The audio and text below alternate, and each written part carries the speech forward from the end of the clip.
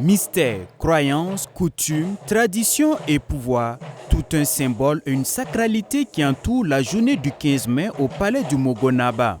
Consacrée à la promotion et à la valorisation des valeurs traditionnelles, elle est marquée en premier lieu par le Poussoum ou les salutations du roi des Mossé. Ses ministres, les notables et les adeptes de la religion traditionnelle viennent saluer le chef et prendre de ses nouvelles comme le veut la tradition Mouaga. Après cette étape, place à la cérémonie du Yusgou ou la sortie du Mogonaba. Au son du Bendré, tout de blanc vêtu en guise de paix et coiffé de son bonnet, il sort de son palais.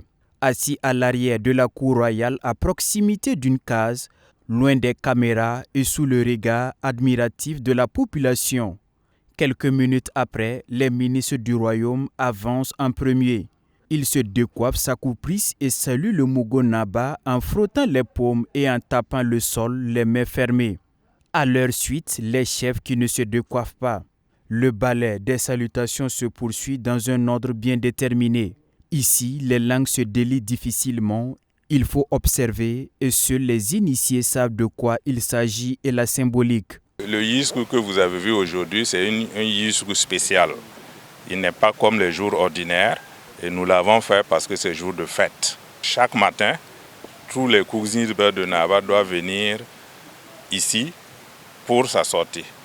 Mais comme aujourd'hui c'est jour de fête, voilà pourquoi nous l'avons fait ainsi. Sinon c'est quelque chose qui est fait à chaque matin. Sa Majesté le Mogonaba se retire pour ensuite remettre au maître sacrificateur des animaux à immoler. Tour à tour, les chefs de terre de Ouagadougou, du Kadiogo reçoivent des poulets et un bélier pour implorer la clémence des ancêtres pour une saison pluvieuse réussie et le retour de la paix au Faso. Sa Majesté a remis le nécessaire aux maîtres sacrificateurs pour leur demander d'aller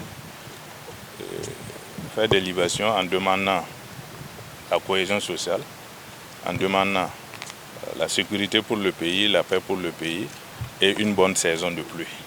Au-delà des rites, la journée est consacrée au renforcement des connaissances de la jeune génération sur les valeurs ancestrales.